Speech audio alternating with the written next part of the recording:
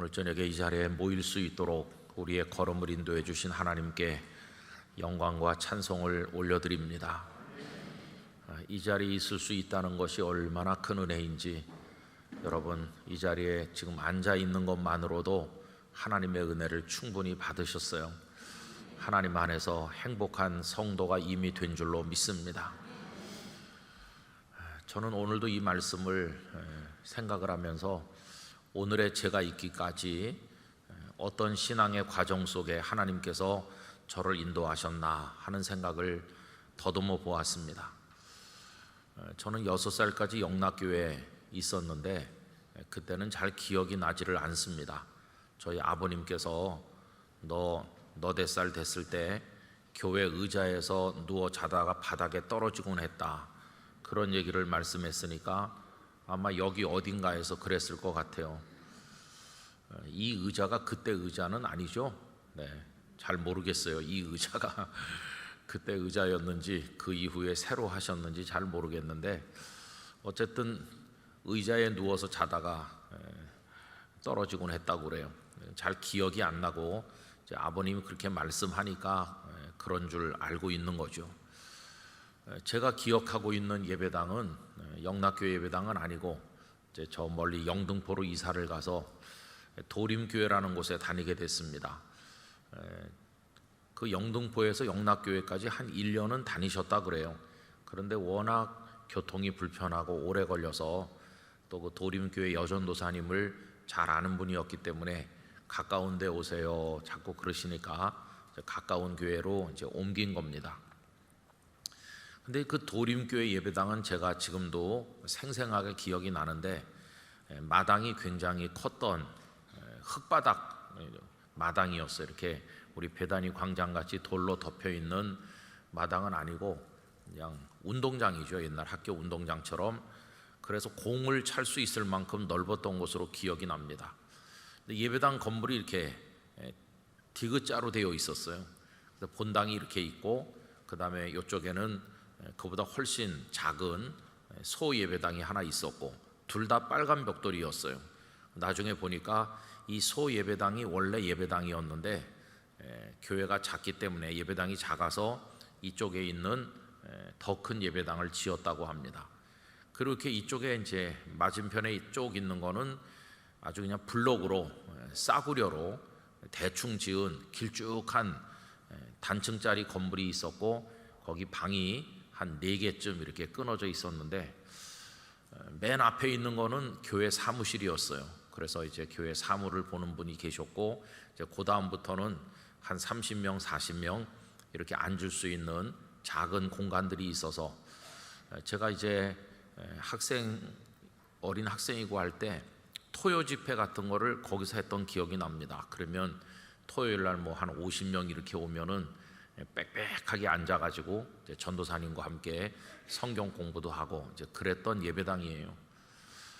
그런데 이제 초등학교 때 저희들이 사용했던 건 이쪽에 큰 본당이 아니고 그 원래 있었던 소예배당인데 그 소예배당은 마루바닥이었어요. 근데 그 마루바닥인데 글쎄요, 아이들이 빼곡하니 들어차면 그냥 막 땀 뻘뻘 흘리는 애들이 몸과 몸이 맞닿을 정도로 빼곡하게 앉으면 한 400명 정도 앉을 수 있는 그 정도 크기였어요. 아이들은 몸집이 조그마니까 그냥 빼곡하니 앉아가지고 그렇게 했습니다.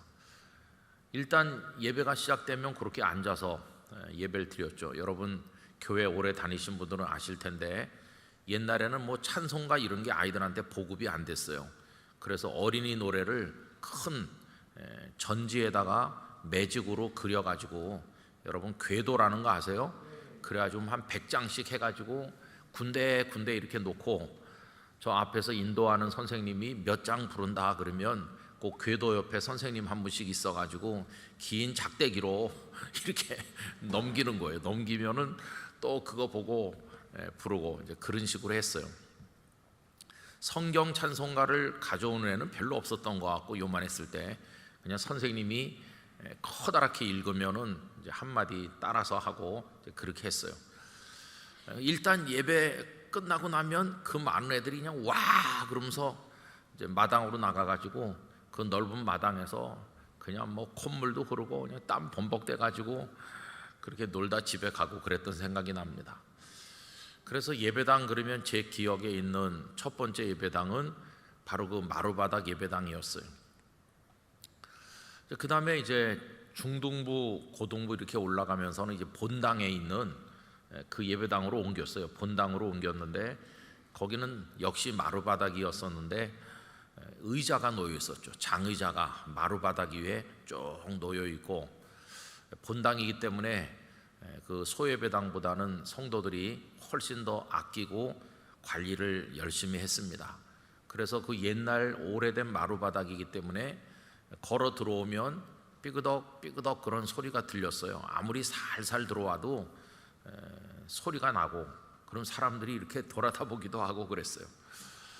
그리고 이제 그 마루가 이제 오래 가도록 하기 위해서 그 옛날에 나무에다 기름 먹인다고 하는데, 하여튼 뭔지 잘 모르겠는데 하여튼 칠도 자주 하고 뭐 이렇게 했어요. 그래서 예배당 안에 들어가면 은은한 기름 냄새 같은 거, 그런 것도 조금 나기도 하고 그런 예배당이었습니다. 한쪽에 찬양대석이 있었고, 거기서 중등부 때부터 제가 찬양대 했어요. 학생의 찬양대. 저는 맨날 맨 뒷줄에 이제 앉아 있었는데, 그래서 그때 불렀던 찬양들을 가끔 우리 교회 찬양대들이 하면은 참 그때 생각이 많이 나요. 아름답다 저 동산, 그런 것도 이제 그때 많이 불렀고 하여튼 오래된 찬양들 참 많이 불렀어요. 근데 이제 그 예배당마다 그 얽힌 영적 이야기가 다릅니다. 그 소예배당 마루바닥에서는 철이 없어서 그냥 뭐 선생님 앞에 앉아가지고 재미난 얘기 듣고 간식 받아 먹고 애들하고 놀고 그런 예배당으로 이제 기억돼 있는데, 이 본당에 그 장의자가 있는 그 예배당에서는 조금 이렇게 영적인 깨달음이 생기기 시작했다고 할까요? 중학생이 되니까 그 조금 달랐던 것 같아요. 그러다가 이제 중학교 3학년 제가 중등부 회장할 때 제가 몸이 많이 아팠던 거 아시잖아요. 그때 이제 본격적으로 하나님이란 존재 앞에서 제가 몸부림을 쳤던 그런 한 해죠. 그 한 해 동안 참 힘들기도 하고 눈물도 많이 흘리고 절망도 많이 했습니다.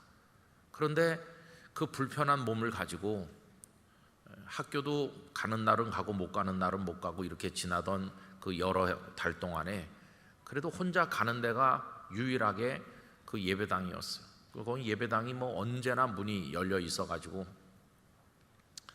학교 못 가는 날도 이제 오후쯤 되면은 조금 이렇게 추스려 가지고 집에서 교회까지 천천히 걸어가면은 한 15분 그 정도 걸렸어요. 우리 살고 있는 집에서 그 예배당까지. 그래서 영등포역 옆에 그 철길을 그냥 건너갔습니다.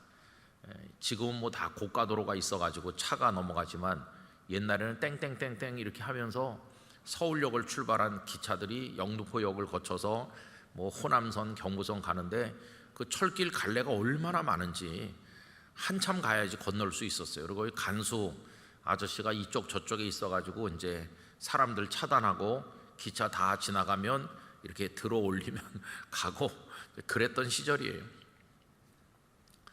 그래서 이제 오후 너댓시 돼가지고 예배당에 가면 아무도 없죠. 뭐 평일날.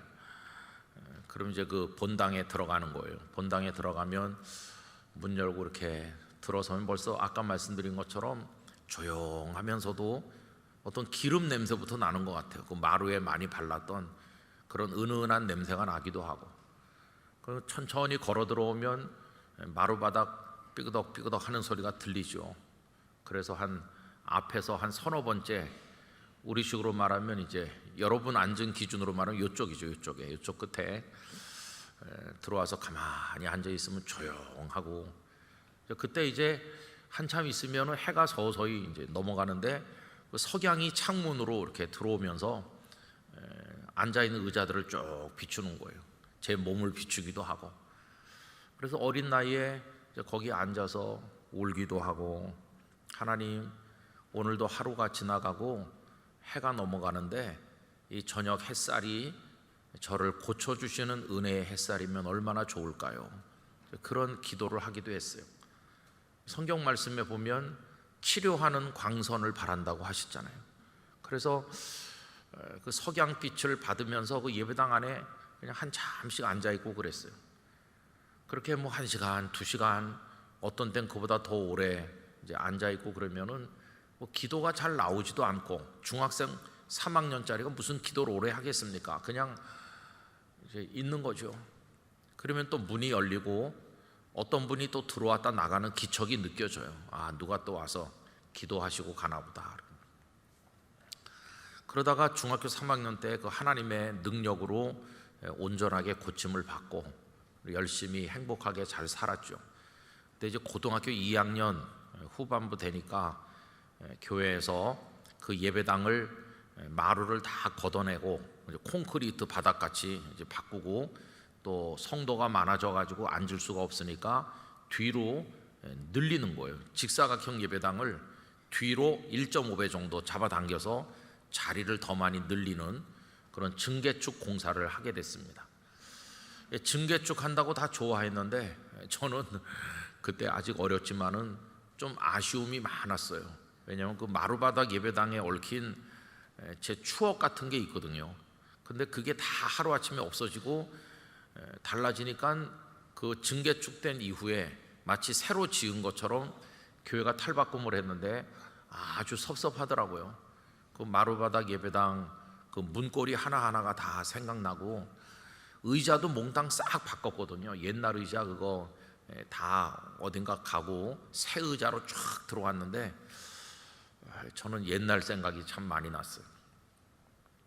그래서 그 예배당, 증개축된 예배당에서 청년 때까지 있었습니다. 증개축을 하면서 지하를 파가지고 그 예배당은 지하도 있었어요. 그리고는 이제 제가 신학교에 갖고 전도사 됐기 때문에 더 이상 그 모교의 그 예배당에는 있지 않게 되었죠.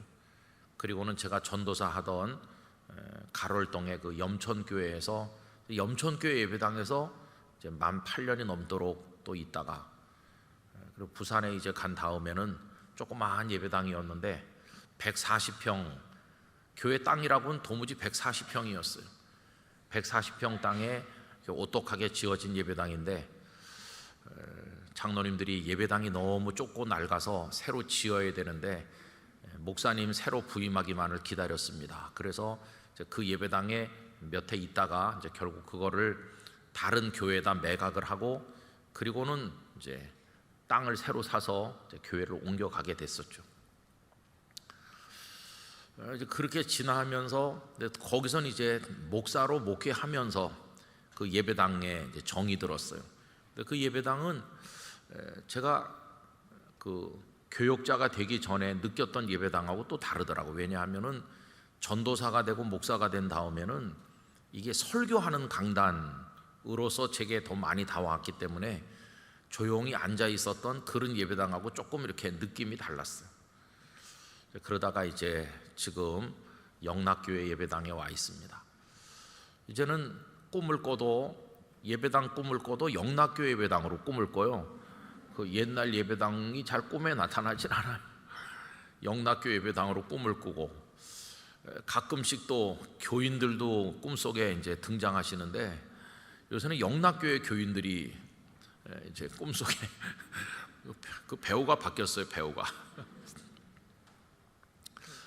근데 오늘도 이제 시편 30편을 읽으면서 무슨 생각을 했느냐 하면은 영락교회 예배당 그 다음은 어떤 예배당일까 그런 생각을 했어요.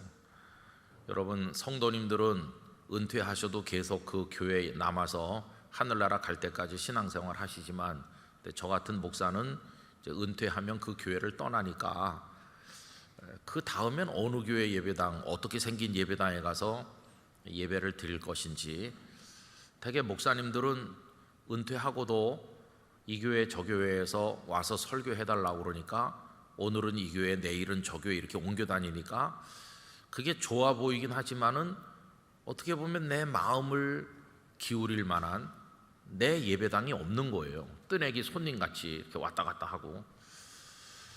근데 더 나이 많이 들면 그때는 뭐 김은성 목사가 너무 늙어서 한번 불렀더니 설교를 끝내질 않더라. 어쩌다 한번 강단에 올라오니까 집에 갈 시간이 넘었는데도 계속 설교를 해서 애먹었어. 다음엔 부르지 마. 젊은 목사님들이 그렇게 정보를 교환하거든요. 그 다음부터는 이제 절대 그 사람 부르면 안 된다 이렇게 되는 거죠. 그럼 이제 하나님께서 고만 살고 와라 이렇게 부르시는 거예요. 근데 그 다음에 이제 어디가 이제 마지막 예배당이 될는지 그게 궁금한 거예요. 예배당이라고 하는 게 여러분 그냥 주일날 한 시간 와서 예배를 드리는 공간이 아니거든요. 여러분들이 영락교회 성도로 오랜 세월 사시는 분들은 이 예배당이 주일날 한 번 그냥 왔다 가는 장소가 아니잖아요. 여기 뭐라고 말할 수 없는 그게 다 배어 있어요. 의자 하나하나에도 정이 들었고, 그죠? 여기 앉아서 주님을 생각하면 눈물도 많이 흘렸고 기쁨도 많이 얻었고, 단지 예배 초소로만의 예배당이 아니고 여러분의 인생이 여기 다 배어 있고 신앙의 고백이 여기 다 들어있고 교회를 사랑했고 예수님을 사랑했고 예수님을 믿는 과정 속에 만났던 정든 성도들 다 여기서 이렇게 얽히고 설키고 함께 한평생을 지내는 거 아닙니까? 그래서 여러분 이 예배당이 주는 감동이라고 하는 거는 참 굉장한 겁니다. 그렇죠? 그래서 저도 이제 오늘 그런 생각을 많이 했어요. 그럼 예배당이 우리에게 주는 의미는 어떤 것일까? 가장 기본적인 것은 성도들과 함께 예배하는 자리, 예배하는 장소죠. 그러나 그걸 훨씬 더 뛰어넘어서 하나님을 만나는 곳이기도 하고 하나님의 은혜가 우리를 어루만지시는, 우리의 상처를 싸매고 흐르는 영혼의 피를 닦아주시고 그리고 우리의 상한 마음에 기쁨을 주시고 뭐라고 말할 수 없는 주님을 경외함으로 얻는 많은 거룩한 은혜의 추억들이 여기 이렇게 다 갈무리 되고 쌓이는 곳이 이 예배당이거든요. 지금 우리 하남에 영락 요양원 다 있고 한데 얼마 전에 연세가 90이 훨씬 넘으신 권사님 한 분이 휠체어에 의지해서 거기 직원들이 어렵게 모시고 수요 일부 기도에 오셨어요. 그래서 제가 이렇게 그분을 만나고 기도를 해드렸어요. 사진도 한 장 찍고 얼마나 행복해 하시는지, 내가 예배당에 한 번 더 왔다 갈 수 있겠느냐고. 그래서 제가 거기 오신 직원에게 이렇게 말씀드렸어요. 요 다음번에도 내가 어떤 권사님한테 아무리 연락을 해도 연락이 안 되던데 그 권사님 잘 계시냐고 그랬더니 그 권사님이 잘 계신데 이제 전화는 잘 안 되신다고 그래요. 지금 93세인가 그러시거든요. 그 권사님 한번 뵙고 싶은데 하니까 요 다음번에 모시고 올게요. 그래서 권사님이 2주 전에 또 왔다 가셨어요. 그랬더니 엊그저께도 거기서 2분이 또 오셨어요. 그래서 제가 이제 수요 일부 기도회 후에 요양원에서 건강이 허락되는 분들 오시면 저 앞에서 만나서 사진 찍고 기도해드리고 이렇게 이제 했으면 하고, 또 때가 되면 제가 하남에 직접 가서 만나 뵀으면 하는 생각도 하고 있는데 얼마나 예배당에 오고 싶어 하시는지, 그냥 여기 저 마당에만 와도 그냥 그 기쁨을 표현을 못 해가지고 이게 꿈인지 생시인지 모르겠다고, 내가 좀 몇 년 만에 예배당에 왔는지 모르겠다고 하시는 거예요. 오늘 기도에 오신 여러분, 이 예배당에 앉아있는 이 은혜를 마음껏 누리시기 바랍니다. 이 행복을 120% 맛보시기를 바랍니다. 내가 앉아있는 이 의자 하나하나도 너무나 귀한 거예요. 얼마나 이게 말할 수 없는 거죠. 다윗은 성전을 경험해 보지 못했어요. 다윗이 소년으로 태어났을 때는 그때는 이스라엘에 성전 그런 게 없었을 때예요. 원래 이스라엘 백성들이 애굽에서 출애굽해가지고 광야를 거쳐서 이렇게 가나안에 들어갔을 때 하나님께서는 성전 지으라는 말씀을 하지 않으셨고 그저 모세에게 성막을 만들라고 하셨죠. 근데 여러분, 성막도 하나님 당신을 위해서 만들라고 한 게 아닙니다.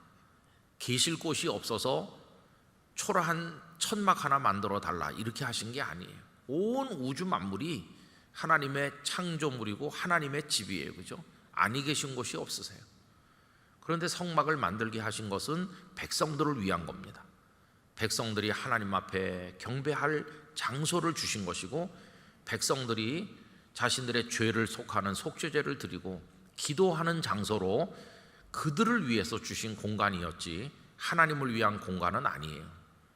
한 번도 성전 지으라고 요구하신 적이 없습니다. 그런데 다윗은 좀 특별한 분이었어요.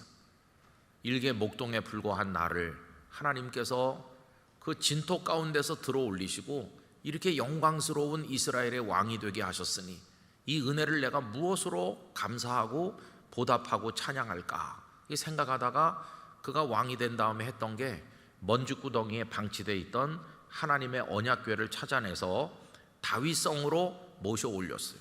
성전은 아니지만 그래도 하나님의 언약궤를 준비된 곳에 모시는 일을 했고, 그리고는 그거 가지고는 너무 죄송하니까 하나님께서 원하시지 않으셨지만은 내가 성전을 지어 바치면 좋아하시지 않겠나. 근데 자신감이 없었는지 나단 선지자에게 의논을 했어요. 그렇게 해도 되겠느냐고.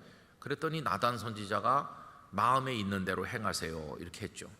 근데 나중에 하나님께서 뭐라고 하셨습니까? 다윗의 마음은 내가 참 기쁘게 여기고 그의 집안 대대 복을 주고 등불이 꺼지지 않도록 하겠다고 복의 복을 약속하시면서도 다윗이 그걸 짓는 건 허락하지 않으셨어요. 그의 손에 피를 많이 묻힌 전쟁의 사람이다. 그래서 그가 원하는 바를 그 아들을 통해서 이루게 하겠다 하셨어요. 그래서 솔로몬이 성전을 지어가지고 하나님 앞에 올려드렸습니다. 요 최근에 이제 영락교회 우리 오이코스 말씀 묵상하는 게 열왕기 상하를 읽었고 역대 상하를 읽어 내려가는데 솔로몬이 성전을 봉헌하는 얘기가 얼마 전에도 계속 나왔었죠. 그 성전을 봉헌하는 날 많은 찬양대가 나와서 하나님을 찬양했어요. 다윗이 준비한 찬양대가 4,000명이었는데 그들이 하나님을 찬송하고 엄청난 제사를 드려서 하나님을 영화롭게 했어요. 이제 그날 부른 노래가 뭘까요? 하나님의 성전을 하나님 앞에 봉헌하면서 부르는 노래, 그게 성전 낙성가죠. 낙성이라고 하는 거는 이제 성전이 완공돼 가지고 하나님께 올려드립니다, 그런 뜻이잖아요. 자, 그런데 이제 오늘 우리가 읽은 시편 30편은 참 이상하죠. 여러분 30편 표제어를 보시면 뭐라고 되어 있습니까? 다윗의 시 곧 성전 낙성가라고 되어 있어요. 이건 좀 앞뒤가 안 맞아요. 성전 낙성가는 성전을 완공한 다음에 하나님 앞에 올려드릴 때 부르는 노래거든요. 근데 여기 다윗은 성전을 짓지 않았잖아요. 솔로몬이 지었잖아요. 그러면 다윗이 성전 낙성가를 이게 지어 부른다는 거는 그 상황하고는 맞지 않는 거예요. 그래서 많은 주석가들이 여러 가지 설명을 했습니다. 이 표제어가 30편에 붙어 있는 게 아니라 사실은 29편 맨 끝에 있었던 거다, 이렇게 이제 설명을 해서 이걸 바꾸려는 사람도 있고, 어떤 사람은 그가 한때 교만해가지고 군인의 숫자가 몇 명인지를 조사하다가 하나님의 징벌을 받아서 전염병이 돌 때가 있었는데 그때 오르난의 타작마당에서 속죄 제사를 드렸죠. 그때 아마 이걸 지어서 부른 게 아닌가, 앞으로 그 자리가 성전터가 될 거니까 그렇게 상상하는 사람도 있고 여러 가지 설명이 많이 있어요. 그런데 여러분, 저는 그렇게 억지로 설명할 필요가 없다고 생각합니다. 왜 그러냐 하면 비록 다윗이 눈에 보이는 건물로서의 성전을 짓지는 못했지만 다윗의 마음속에는 이미 오래전부터 성전이 지어져 있는 거예요. 다윗의 심령 속에는 오래전부터 성전이 존재하고 있어요. 저는 오늘 금요기도에 나오신 우리 성도님들의 심령에도 하나님의 성전이 존재하기를 원합니다. 내 마음에는 이미 하나님의 성전이 지어져 있습니다. 그 하나님의 성전이 어떤 곳인가요? 하나님을 만나는 곳이거든요. 하나님을 부르는 곳이에요. 죄를 지었던지 외부적인 공격을 받았던지 어떤 인생의 상처를 입었던지 하여튼 내 고통스러운 인생을 살아가면서 이 아픔을 겪어가면서 하나님을 찾는 곳이 거기가 성전인 것이에요. 여러분, 그런 의미의 성전이 이미 영락교회 성도들의 심령에 존재하고 있다고 믿습니다. 그런 의미에서 우리는 성전을 다 소유한 사람들이고 하나님의 성전이 내 영혼 안에 있기 때문에 우린 성전 낙성가를 부르고도 남는 사람이에요. 여러분, 오늘 말씀 2절에 보면 이런 말씀이 나오죠. 여호와 내 하나님이여 내가 주께 부르짖음에 나를 고치셨나이다. 할렐루야. 이 귀절이 우리 성도들에게 체험되시기를 축원합니다. 부르짖었더니 고치셨다는 거예요. 성경에 얼마나 많은 이야기가 나옵니까? 부르짖었더니 고쳐주신다. 여리고 성문 앞에 소경 거지 바디메오가 다윗의 자손 예수여 나를 불쌍히 여기소서라고 부르짖었더니 주님께서 그를 부르시고 그를 고쳐주셨잖아요. 얼마나 많은 사람들이 부르짖어서 고침받았습니까? 이 고침이 그냥 육체적인 병에 국한된다고 생각할 필요는 없어요. 많은 사람들이 이 시편 30편을 다윗이 병들었을 때 지었을 거라고 생각해요. 이 고친다는 단어 때문에. 물론 육신의 병도 고침받았을 것이고 뿐만 아니라 그를 미워하고 헐뜯는 수많은 원수들 사울왕을 비롯해서 그를 쓰러뜨리려고 했던 많은 적들을 있지 않았습니까? 그게 다 그들로 인해서 받은 상처가 이게 다 아픔이 되는 것이고 나중에는 그가 범죄했죠. 밧세바로 인하여 범죄하고 우리야 장군을 죽이고 하나님의 진노가 임해서 네 집에서 칼이 떠나지 않을 것이다. 아들 압살롬이 아버지를 향해 칼을 빼들고 이런 비극적인 일을 겪는 게 다 상처가 돼가지고 고침받지 않으면 안 되는 거죠. 여러분, 우리나 다윗이나 똑같아요. 우리도 육체의 병이 들고 우리도 사람으로 인해 시달리고 믿었던 사람에게 배신당하고 가족들 때문에 눈물을 흘리고 우리도 뭐 이런저런 실패와 성공의 그 와중에서 때로는 기뻐하고 감사하지만 때로는 얼마나 많이 울고 상처받습니까? 그래서 우리도 고침을 받아야 되는 게 필요해요. 그러면 어디서 부르짖고 어디서 고침받나? 우리 성도님들의 마음 성전이 그 자리가 되기를 바라는 것이에요. 내 영혼을 하나님 앞에 들어올려서 부르짖었더니 하나님께서 나를 만나주시고 나를 고쳐주셨습니다. 내 몸이 이 예배당에 올 수도 있어요. 이 금요기도의 시간에 여기 오는 거 이거 참 귀한 겁니다. 여러분, 앞으로 내가 이 땅에 얼마나 더 숨쉬고 살지 알 수 없는데 내가 그래도 기력 있고 숨쉬고 있을 때 예배당 뜰을 한 번이라도 더 밟겠다고 하는 마음이 얼마나 귀해요.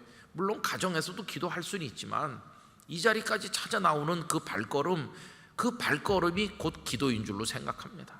여기까지 와서 앉아서 내 한 자리를 채우고 하나님을 바라보는 거예요. 내가 형편이 안 돼서 입원해 있든지 멀리 출탈했든지 그러면 내가 영상으로라도 내 마음을 하나님의 집에 가져다 놓고 하나님 앞에 부르짖는 거죠.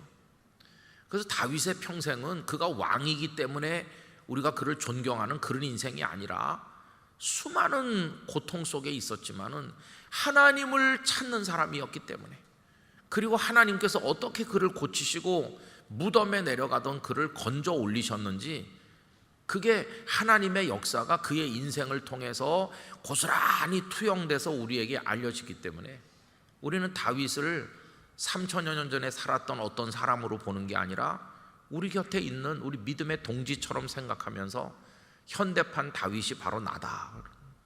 그가 부르짖듯이 나도 부르짖고 그를 고치시듯이 하나님의 은혜가 나를 고쳐주시기를 바라는 거 아니에요. 여러분, 목사도 상처를 많이 받고요, 목사도 의기소침해질 때가 있고 좌절감을 겪을 때도 많아요. 똑같습니다. 그런데 성도님들은 가끔씩 이렇게 마음이 주저앉게 되고 힘이 빠지면 그냥 막말로 말해서 오늘 내가 도저히 예배할 준비가 안 됐어. 그러면 그냥 오늘은 집에서 그냥 영상이나 볼까? 그렇게 하는 분도 많으실 거예요. 내 몸도 아프고 마음도 아프고 힘이 없고 예배할 준비도 안 됐고 그러면 주저앉아서 그냥 집에서 그런 분들도 계실 거예요. 근데 여러분, 벌써 오늘이 금요일이고 내일이 토요일인데 이번 주일날 설교 준비도 안 됐고 마음 준비도 안 돼서 내가 이번 주일은 영상으로 집에서 봐야지, 김은성 목사가 그러면서 이번 주일날 교회를 안 오면 뭐 어떤 성도님은 그래도 누가 뭐라고 안 해요. 아, 집에서 영상으로 드렸나 보다 이러지만, 제가 이번 주일날 안 오면은 성도들이 목사님이 오늘은 집에서 드렸나 보다 그냥 그러시겠어요? 아니면 난리가 난 것 같이 무슨 3차 세계대전이라도 일어난 것처럼 충격을 받으시면서 그러겠어요? 그래서 이 목사는요, 와야 되는 거예요. 무슨 일이 있어도 와야 돼요. 와가지고 설교 준비가 하나도 안 됐어도 잘 된 것 같이, 여러분 오늘은 예배 드릴 준비가 안 됐어요. 설교 준비도 안 됐고, 그러니까 오늘은 그냥 각자 집에서 성경 읽고 끝내시기 바랍니다. 이렇게 카톡방에 쫙 돌리면 성도들이 야, 우리 목사님 진짜 솔직하시다. 난 그게 참 마음에 들어. 우리 목사님의 진솔한 모습이 매력이야. 그러면서 우리 목사님 짱 그러면 참 좋은데, 그런 사람 아마 없을 거예요. 아니 목사가 저 제정신인가? 다 그러죠. 그래서 다 힘들지만 목사는요 조금 더 힘든 게 있어요. 그래서 목사도 이제 힘이 빠질 때도 있고, 저도 이제 동료 목사님들이나 후배들 이렇게 보면은 야, 저 목사님이 목회할 상황이 아닌데 목회하는구나. 여러분 목회를 할 상황이 아니에요. 그냥 문자 그대로 영과 육이 지칠 대로 지쳐가지고 한 몇 달 기도원에 가서 푹 쉬고 뭔가 좀 근본적인 치료가 필요한데, 근데 이걸 갖다 계속 하고 있으니까 옆에서 보고 있으면은 야, 저게 정말 세상에도 없는 고문을 당하는 거다. 저게 고만두지도 못하고 하나님이 부르신 것 때문에 포기하지도 못하고, 그런 생각이 들어요. 그런 거 목사님이 그걸 어디서 해결하면 되겠습니까? 그걸 뭐 누굴 만나서 당회를 모여가지고 요새 제가 상태가 그런데 어떻게 가하시면 예하시오 이렇게 하면 해결되나요? 어디서 그걸 해결하면 되겠어요? 집에 가서 아내에게 여보 내가 요새 일은, 그러면은 그 아내가 얼마나 걱정하겠어요. 그게 아내까지 전염돼 가지고 아내까지 쓰러지면 어떡하겠어요? 그래서 여러분 언제나 만나서 얘기해 보면 1시간, 2시간 뭐 이럴 때는 어떻게 해야 되는지 얘기해도 결론은 늘 똑같아요. 목사님, 하나님밖에 없어요. 하나님밖에. 선배 만나고 교수님 만나고 누구 만나서 상담해봤자 해결되는 거 없어요. 결론은 하나님인 거예요. 하나님. 그냥 결론은 은혜밖에 없어요. 은혜. 그럼 목사님의 마음 성전에서 하나님을 찾아야 되는 거라고. 하나님을 찾아야 되는지. 그러면 여러분 우리가 죄를 범했든지 아니면 뭐 어떤 다른 상황 때문이든지 하나님 어떤 분이신가? 자비로우신 분이세요. 자비로우신 분. 우리를 싸매주시는 분이세요. 여러분 제가 좋아하는, 우리 모두가 좋아하는 말씀이죠. 5절. 참 5절 말씀 귀합니다. 다 같이 읽어보실까요? 그의 노염은 잠깐이요 그의 은총은 평생이로다. 저녁에는 울음이 깃들일지라도 아침에는 기쁨이 오리로다. 할렐루야. 하나님 앞에 못된 짓을 해가지고 진노의 채찍을 맞아가지고 그냥 확 피가 흐르고 고통을 겪어도 하나님 얼마나 자비로우신지, 우리를 향한 노여움이 잠깐이라고. 잠깐. 노여움은 잠깐이요 은총은 평생이다. 이렇게 좋은 말씀이 어디 있어요, 그죠? 그러면서 저녁에는 울음이 깃들일지라도, 저녁에는 너무나 슬프고 마음이 아프고 죄송해서 하나님을 찾으며 나오는 게 눈물밖에 없었지만 그 밤에 하나님의 은혜가 임해서 아침에는 기쁨으로 바뀌어지는 거예요. 슬픔이 변해서 기쁨으로. 여러분 그 하나님께서 오늘 저녁에도 우리를 부르신 줄로 믿습니다. 다 와라. 와서 내 앞에 쏟아놓고 기도해라. 기도. 지금은 우리가 이렇게 예배당에 올 수 있으니 좋지만 여러분 나중에 더 연로하시든지 이 예배당에 몸으로 올 수 없는 곳에 출타해 계시든지 어디 계시든지 그때는 어떻게 할까? 걱정 없어요. 여러분들의 마음에 성전을 다 하나씩 지으시기 바랍니다. 마음 성전을 하나씩 지어서 하나님 앞에 성전 낙성가를 불러 올리면서 내 마음에 성전이 있으니 어디서든지 내가 하나님을 찾고 하나님의 은혜를 경험하고 내가 승리하리라. 여러분 그렇게 하시기를 바라는 것입니다. 그래서 8절 여호와여 내가 주께 부르짖고 여호와께 간구하기를. 그래서 그 밑에 안타까운 가운데 그렇게 부르짖고 간구하면 하나님이 어떻게 하시나? 11절, 주께서 나의 슬픔이 변하여 내게 춤이 되게 하시며 나의 베옷을 벗기고 기쁨으로 띠띠우셨나이다. 이제 간증하고 찬양하면서 승리하는 거예요. 언젠가 제가 이제 정리가 되면 주일날 한번 설교를 했으면 하는 생각을 했는데, 하나님을 너무 복잡하게 믿어요 우리가. 여러분, 성경에 이 많은 말씀이 있지만은 간단합니다. 몇 가지로, 몇 문장으로 정리할 수 있어요. 몇 문장으로. 그것은 뭐냐 하면, 하나님 저를 사랑하시고 은혜를 주셨는데 제가 죄를 많이 지었습니다. 저는 죄인입니다. 저를 불쌍히 여겨주세요. 이거 하나, 그죠? 그 다음에 하나님 저를 구원해 주셨으니 이제는 하나님 사랑하면서 하나님 영광 위에 살겠습니다. 그거 하나. 그러면서 또 하나 있다면은, 제가 다른 사람들을 사랑하게 해주시고 하나님을 사랑하게 해주세요. 교회를 사랑하게 해주세요. 그거 하나. 그리고 하나 더 덧붙인다면, 저의 남은 생에 주 안에 살다가 천국에 들어가게 해주세요. 그 한 길게 많이 잡아도 제가 생각할 때 한 7문장 안에 하나님 믿는 게 다 들어갈 수 있어요. 한 7문장이면 다 해결되는 거예요. 근데 뭐 이렇게 교회 현실 속에는 복잡한 게 왜 그렇게 많은지, 생각 안 해도 될 걸 왜 그렇게 많이 생각하면서 갈등하고 다투고, 신학자들은 신학자들대로, 또 교회 교계는 교계들대로 왜 그렇게 복잡한지. 하나님 믿는 게 뭐 간단한 거 아니에요, 그죠? 근데 그게 전부 다 어디서 이루어지는 것입니까?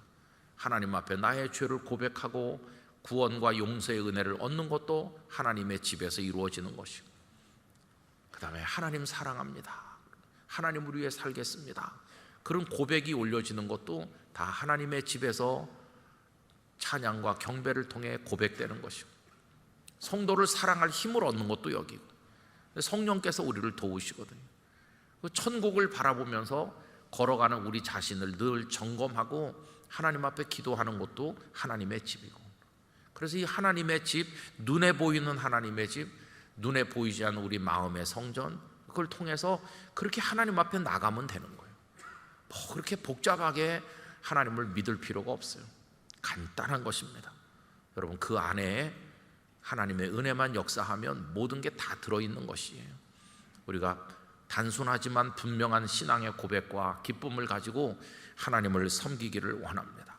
그래서 오늘 밤에 제가 우리 황 목사님께 기도를 하나님 앞에 더 잘 드리기 위해서, 은혜 생활을 더 깊이 하기 위해서 그런 주제로 기도를 좀 많이 합시다, 이렇게 말씀을 드렸어요. 여러분, 이 밤에 이 아름다운 예배당에 오셨는데 여기서 부르짖고 또 간구하시기를 바랍니다. 그래서 하나님의 위로와 은총과 치료를 경험하시게 되기를 바랍니다. 기도에 집중할 수 있도록 성령님께서 여러분들을 도와주시기를 축원합니다. 그래서 이 한 시간 하나님 나를 꼭 붙들어 주세요. 이 자리에 있지 않은 성도들의 기도도 들어주세요. 하나님 우리에게 응답하여 주시옵소서. 이렇게 기도하겠습니다. 우리 자신을 위해서나 교회를 위해서나 나라를 위해서 드릴 기도가 많은데 하나님 이 밤에 응답하여 주시옵소서.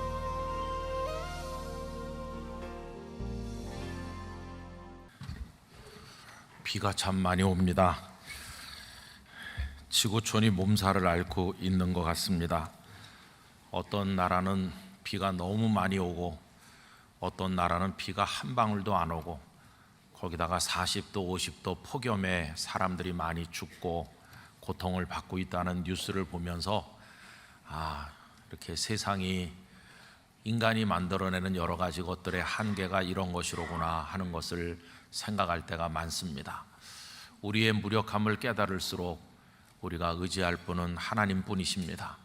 오늘도 만군의 하나님 여호와를 찬송하러 나오신 성도님들에게 하나님의 은혜가 충만하시기를 바랍니다.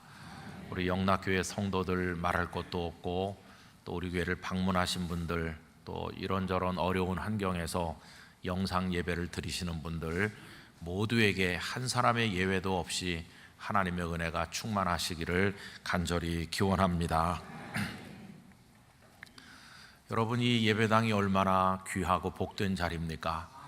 오늘 참 평안하고 아름다운 마음으로, 자유로운 마음으로 이 자리에 나와서 하나님 앞에 예배하게 되었습니다. 이것은 우리가 자유 대한민국인 이 나라의 백성이기 때문에 누리는 축복이라고 믿습니다. 만약에 이 땅이 공산화 되었더라면 이런 예배의 자유가 있겠는가 생각을 해볼 때 오늘 우리가 누리는 이 복이 예사로운 것이 아닙니다. 이 복을 주신 하나님 앞에 영광과 찬송을 올려야 마땅할 줄로 믿습니다.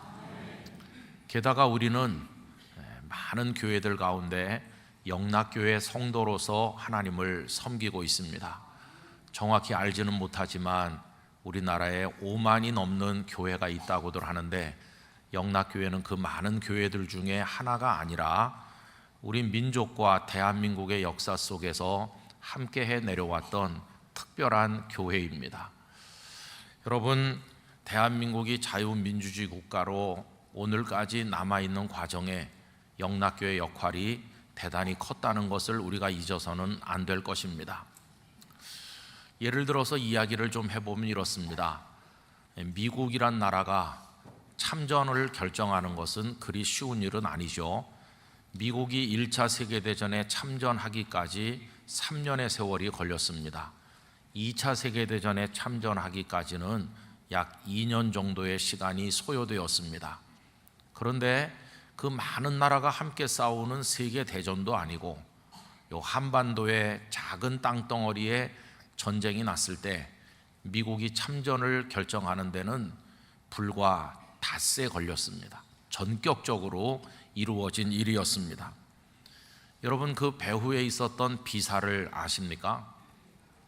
1950년 1월 12일 당시 미국 국무장관이던 애치슨은 미국의 태평양 방어선에서 한국을 제외한다고 발표했습니다. 소위 애치슨 선언입니다. 김일성은 용기가 생겼습니다. 남침을 해도 미국이 한국을 방어하지 않는다면 쉽게 적화 통일할 것으로 생각을 했습니다. 우리나라는 정말 풍전등화의 위기에 처하게 된 것이죠. 1950년 6월 25일이 그 한국 전쟁이 발발한 날인데 그로부터 약 일주일 전쯤에 존 F. 덜레스라고 하는 사람이 미국 특사로 우리나라에 왔습니다. 그는 정치인이죠. 그런데 참 놀라운 일이 있었습니다. 그가 이 땅에 와서 했던 일 중에 오늘에 와서 볼 때 가장 의미 있었던 일은 이승만 대통령을 만나거나 사람들을 만나서 대화를 한 것이 아니라 영락교회를 방문한 것이었습니다. 그때는 우리 새 예배당을 성도들이 눈물로 지어서 하나님 앞에 드린 지 얼마 안 됐을, 불과 한 달도 채 안 됐을 때입니다. 여기서 성도들이 모여서 풍전등화의 위기에 처한 대한민국을 위해서 눈물로 기도하였습니다. 당시 영락교회는 출석 성도가 이미 4,000명을 넘어서고 있었는데 그 성도들이 열심히 나라를 위해서 기도하는 그 자리에 이 덜레스 이분이 참여하게 된 것입니다. 이분은 교회 장로님이었는데 여기서 기도하는 성도들의 그 눈물의 기도를 보면서 큰 감동을 받았습니다. 이렇게 뜨거운 성도들이 있구나, 이렇게 나라를 사랑하는 사람들이 있구나, 자유민주주의의 염원을 품은 이들의 기도가 있구나, 이거를 알고 큰 감동을 받았어. 그런데 불과 며칠 후 김일성 그 공산당 인민군이 남침을 해서 전쟁이 터졌을 때 그는 미국 대통령에게 긴급 전보를 보냈습니다. 어서 속히 대한민국을 방어해야 된다. 내가 영락교회에서 열린 기도 모임에 갔는데 그들의 눈물, 그들의 나라를 사랑하는 마음, 자유민주주의에 대한 염원을 내 눈으로 똑똑히 보았는데 어서 속히 안보리를 소집을 해야 되고 미국도 대한민국 방어를 결정해야 된다. 여러분, 6월 25일에 전쟁이 났는데 27일에 안보리가 소집이 되어서 한국을 지켜야 된다고 결의했고 닷새 후에 7월 1일 전쟁이 난 지 닷새 후에 미국이 참전을 결정했어요. 그 이전 5달 전에 한국을 방어선에서 제외한다고 발표했었는데 전격적으로 이 나라를 지키기로 결정한 것입니다. 여러분, 대한민국의 등불이 꺼지지 않게 된 참 감동적인 이야기가 아닐 수 없습니다. 그 이후의 이야기는 잘 아시는 그대로입니다. 그리고 전쟁이 끝나던 해인 1953년 10월 1일에 이승만 대통령이 지켜보는 가운데 워싱턴에서 당시 외무부 장관이던 병영태 씨와 이 덜레스, 이분이 그때 아이젠하워 대통령 밑에서 국무장관이 됐는데, 이 두 사람이 조인함으로써 한미 상호 방위 조약이라는 게 세워졌고, 우린 미국의 안보에 도움을 받으면서 자유민주주의 국가로 성장할 수 있었습니다. 오늘의 대한민국, 이런 부강한 나라가 되기까지 하나님께서 우리를 지켜주신 놀라운 이야기입니다. 워싱턴에 있는 덜레스 국제공항의 그 이름이 바로 이 덜레스 국무장관의 이름을 따온 것이죠. 여러분, 영락교회 공로는 그것만이 아닙니다. 한경직 목사님께서 메가더 사령관에게 좀 남과 북으로 나뉘어져 있는 해방 이후에 우리나라 형편에 대해서 저 북한의 공산주의자들이 얼마나 무서운 자들인지, 그리고 얼마나 위태로운 상황인지를 친필로 써서 보낸 편지들이 발견되고 있습니다. 서울신학대학교 명예교수이신 박명수 목사님께서는 해방 전국의 혼란 속에서 요 대한민국이라도 자유민주주의 국가로 지켜진 배후에 한국 기독교가 있었고, 한국 기독교 중에서도 영락교회와 한경직 목사님의 공로가 지대하다고 그 연구 논문들을 많이 발표하고 있습니다. 여러분, 그렇게 대한민국의 역사 속에서, 우리 민족의 역사 속에서 같이 울고 고통받으면서 최선을 다했던 교회가 영락교회인 것입니다. 우리는 그 영락교회 성도로 오늘 이 자리에 있는 것이죠. 한 목사님과 우리 선배들은 그들이 하실 수 있는 기도의 씨를 뿌리고 정성을 다해 헌신하고 나라를 사랑하고 최선을 다해서 복음을 증거하면서 자신들의 모든 것을 바쳤음을 우리가 알고 있습니다. 여러분, 어떻게 그렇게 할 수 있었을까? 다른 게 아니죠. 그분들은 하나님의 말씀을 따라 했던 것입니다. 오늘 읽은 시편 126편 맨 끝에 두 절은 우리에게 너무도 익숙한 말씀이죠. 여러분, 5절과 6절을 다 같이 읽어보도록 하겠습니다.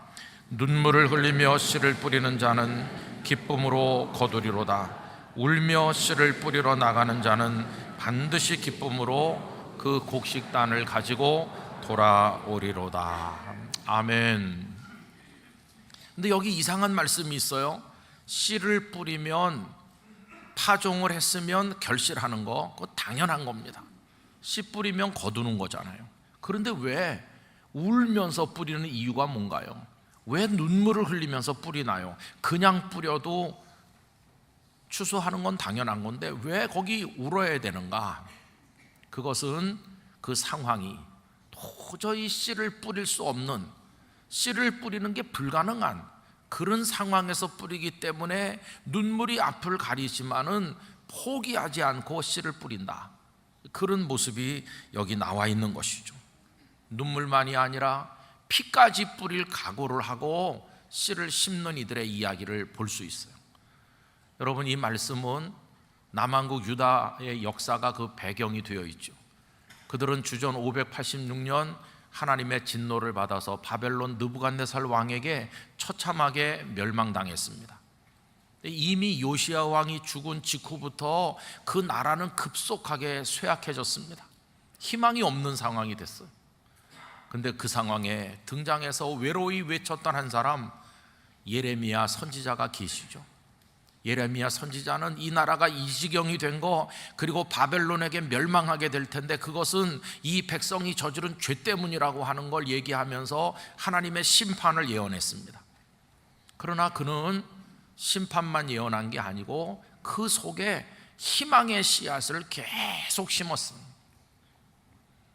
여러분, 예레미야서 29장 10절과 11절을 읽어보면 여호와께서 이와 같이 말씀하시니라. 바벨론에서 70년이 차면 내가 너희를 돌보고 나의 선한 말을 너희에게 성취하여 너희를 이곳으로 돌아오게 하리라. 여호와의 말씀이니라. 너희를 향한 나의 생각을 내가 아나니 평안이요 재앙이 아니니라. 너희에게 미래와 희망을 주는 것이니라. 심판의 말씀을 하는 중간중간에 계속 희망의 씨앗을 예레미야가 심는데, 그때 상황이 어땠나요?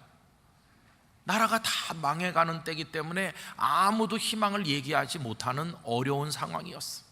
그래도 예레미야는 희망의 씨앗을 계속 심었습니다. 사람들의 반응이 어떤가요? 사람들은 그를 극도로 미워했고 때렸고 웅덩이에 집어 던졌고 그리고 그를 굶겼고 죽이려고 했습니다.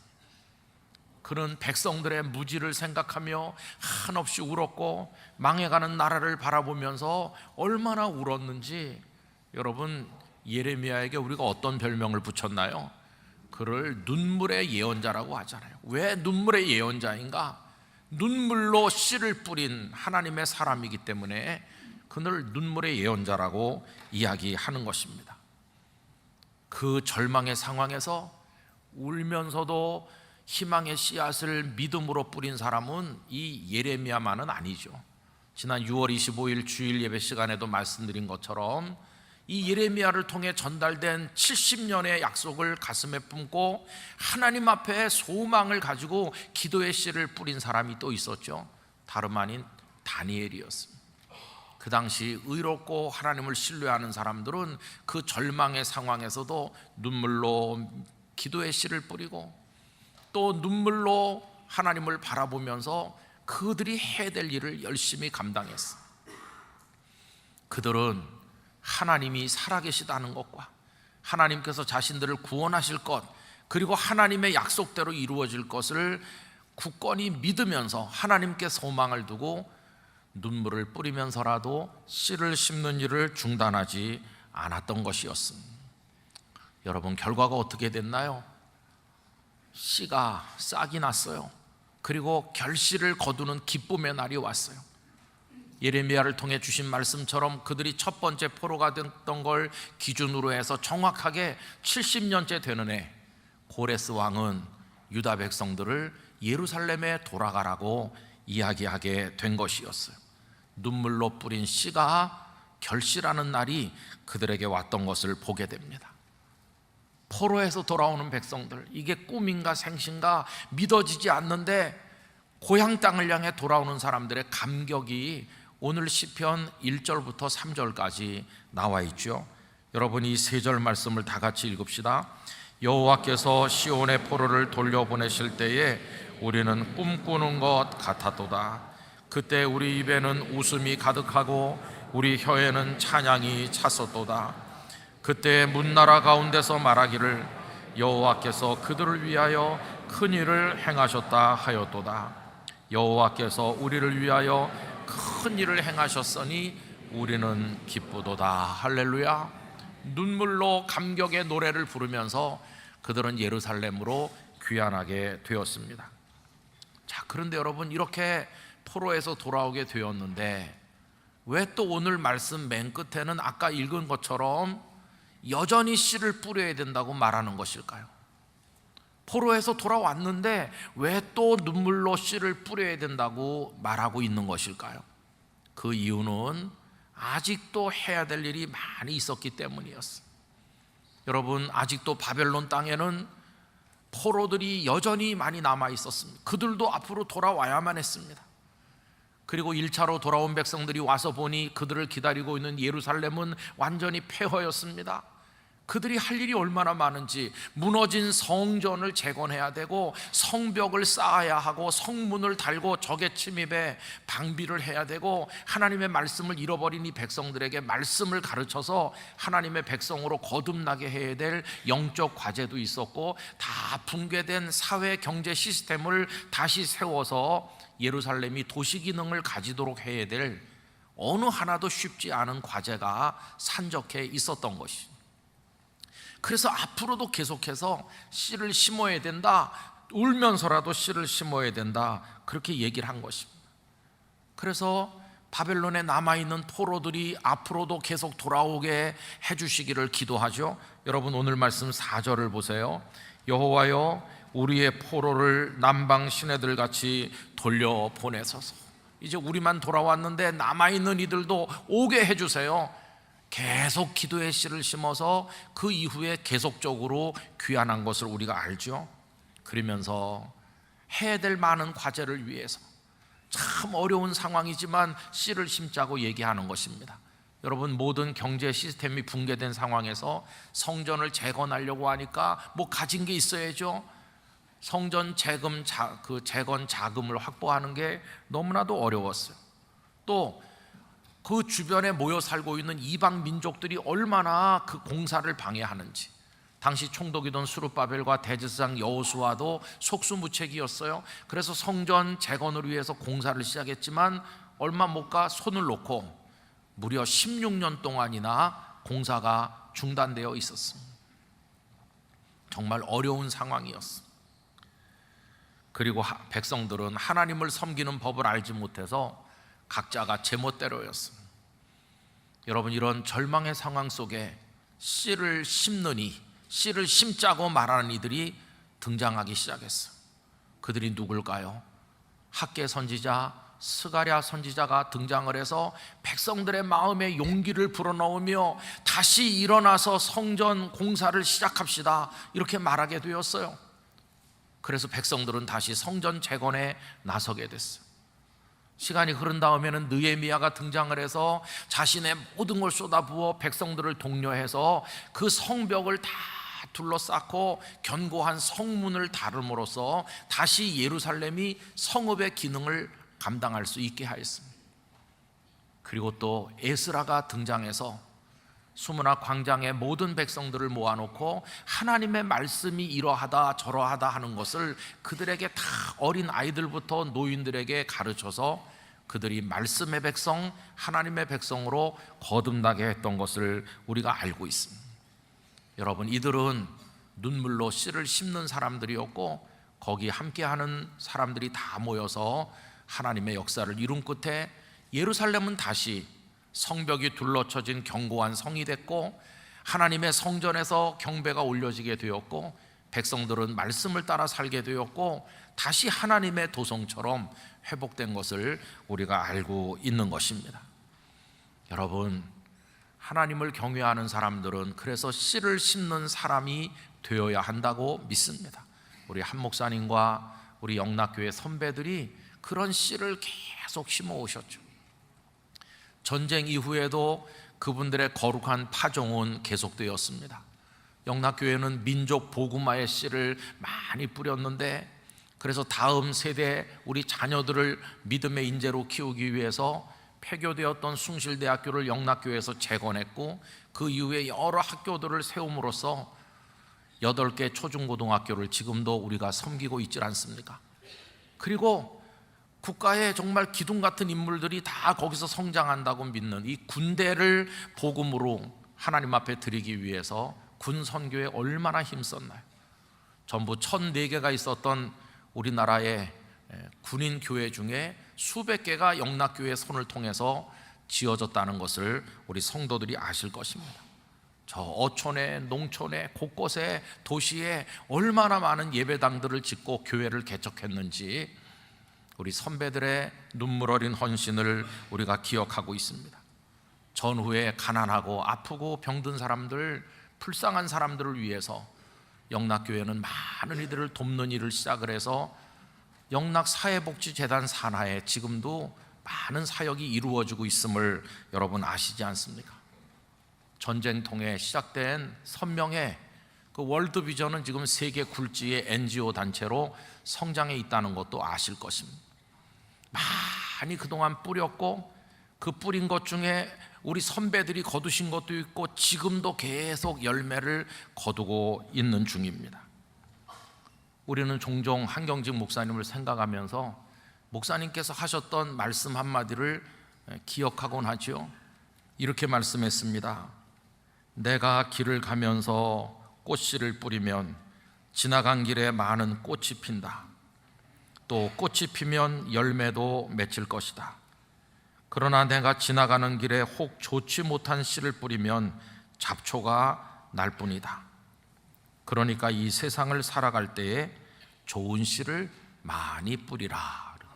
한 목사님은 평생 씨를 뿌렸고, 우리 영락교회도 같이 뿌렸고, 많은 성도들이 함께 뿌렸고, 이제 씨를 뿌려야 될 사명이 오늘 우리에게도 있는 줄 믿습니다. 여러분, 예수님께서는 십자가 위에서 사랑의 씨, 구원의 씨, 복음의 씨앗을 뿌리시는데 그 위에 당신의 피를 마치 그 위에 쏟아붓는 하나님의 사랑처럼 흘리셔서, 그래서 지금 그것이 큰 나무로 자랐고 이 생명의 나무에서 우리 영락의 성도들이 하나님의 구원의 은총을 얻게 되질 않았습니까? 여러분, 우리나라에 칠흑같이 캄캄할 때 선교사들이 도착했습니다. 우린 언더우드 선교사의 기도문을 알고 있는데, 하나님, 아무것도 보이지 않습니다. 칠흑같이 어두운 조선 땅이죠. 그런데 그 선교사님들은 오셔서 멸시와 천대를 받으면서 사랑으로, 눈물로 씨앗을 심어서 오늘의 한국교회가 존재하게 된 것입니다. 우리 영락교회 성도 여러분, 우리도 열심히 씨를 심는 성도가 되기를 원합니다. 언젠가는 우리 손에 추수의 기쁨이 있게 될 줄로 믿습니다. 우리 자신을 위해서도 심고, 가족을 위해서도 심고, 영락교회를 생각하며 심고, 우리 후손들을 위해서 심고, 사랑의 파종을 하는 우리 모두가 되기를 간절히 원합니다. 우리는 78주년이 되고 있는데, 그래서 당회는 80주년 위원회를 구성을 해서 80주년 이름으로 90년, 100년을 내다보면서 이 도심 한복판의 영락교회가 어떻게 민족을 위한, 대한민국을 위한 사명을 담보하는 교회로서 지속적으로 역할을 감당할 수 있을 것인지, 그러면서 우리의 후손들을 위해서 뭔가를 할 수 있을 것인지를 고심한 끝에 당장 해야 될 몇 가지, 또 장기적으로 해야 될 몇 가지를 정하여서 추진하게 되었습니다. 우선 추진해야 될 몇 가지 중에는 참 감사하게도 양산 지역에 교회를 개척하는 일이 있습니다. 거기 15,000세대가 입주하는 대단히 신도시가 구축이 됐고, 거기 하나님은 가장 아름다운 곳에 종교 부지를 얻게 하셔서 거기 예배당을 짓고 목사님을 보내서 교회를 세울 것입니다. 우리의 많은 80주년 사역 중에서 첫 열매를, 영혼 구원을 기뻐하시는 하나님 앞에 교회를 개척해서 드리는 것이죠. 아마 거기 소요될 그 물질의 액수가 우리가 하게 될 모든 것의 한 11조쯤 되지 않을까, 하나님 앞에 먼저 드리는 예물이 될 것이라고 생각을 하고 있습니다. 우리의 첫 열매로 교회를 개척하는 것입니다. 그리고 우리 후손들을 위한 여러 프로젝트들, 또 미래 공간을 위한 여러 가지 준비들, 또 세상이 급변하는데 거기 발맞추기 위한 여러 가지 일들을 하게 될 것으로 생각하고, 이것이 90년, 100년으로 이어지면서 하나님께서 우리에게 열매를 주실 줄로 믿습니다. 여러분, 기도의 씨를 꼭 심어주시기 바랍니다. 우리 영락교회 미래를 내다보면서 함께 마음의 씨앗을 심어주시기를 바랍니다. 기도하는 자리에 다 모여주시기를 부탁드립니다. 그리고 우리의 눈물을 흘려서 함께 해주실 그런 모든 노력들에 참여해 주시길 바랍니다. 그리고 특별 헌금을 작정하게 되었는데 그 헌금 작정에도 많이 참여해 주시기를 부탁드립니다. 아마 헌금의 방법은 80주년 위원회에서 여러분들에게 자세하게 안내를 해드릴 것입니다. 우리가 예수님을 믿는 평생에 어떤 목적을 위해 특별하게 헌금을 하는 기회를 한번 가지는 것도 우리 개인에게 축복이 될 것입니다.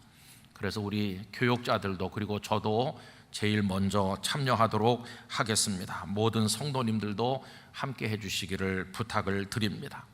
여러분, 하나님을 위해서 심는 것은 결코 헛되지 않은 줄 믿습니다. 하나님 반드시 기쁨으로 거두게 하시기 때문이죠. 어머니께서 어렸을 때 두 가지 일을 열심히 하는 걸 봤습니다. 하나는 교회를 세우는 거였는데, 저희 어머니 주머니에 돈이 많지 않았기 때문에 당신 것을 탈탈 털고, 그리고 가까이 지내는 분들에게 얘기해서 또 그분들도 마음을 모으고, 이래서 여러 곳에 교회들을 세우려고 애쓰시는 걸 봤습니다. 집을 비우고 출타하시는 날이 많았는데 그게 다 그런 거였습니다. 또 하나 어머니가 애쓰신 것은 교회 종탑에 매달 무쇠 종을 사서 보내는 것이었습니다. 제가 67살 됐을 때 저를 늘 많이 데리고 다니셨어요. 영등포역에서, 어떤 땐 서울역에서 밤기차를 타면, 그때 기차가 워낙 천천히 가던 때라 새벽이 되면 대구역에 도착을 했습니다. 어머니는 제 손을 붙들고 어디론가 갔는데, 가서 보면 어떤 가정집이었어요. 이제 생각해 보니까 무쇠 종을 만드는 공장을 하시는 사장님 댁이었는데 교회 장로님이었던 것으로 기억합니다. 장로님 우리를 맞이해 가지고 아침 같이 먹었는데 배추국이었는데 고기 건더기가 들어있었다. 그게 지금도 생각이 날 정도로 그 장로님 집에서 아침을 많이 먹었어요. 그러면 어머니는 교회 주소들을 몇 개 적어줍니다. 그 종을 보내야 될 교회 주소, 그리고 이 교회는 종 큰 거, 이 교회는 좀 작은 종, 이렇게 해가지고 종값을 다 돈을 넘겨드리면 그 장로님이 거기 맞춰서 종을 만들어 가지고 이제 그 교회에다가 다 운반해 주는 것이죠.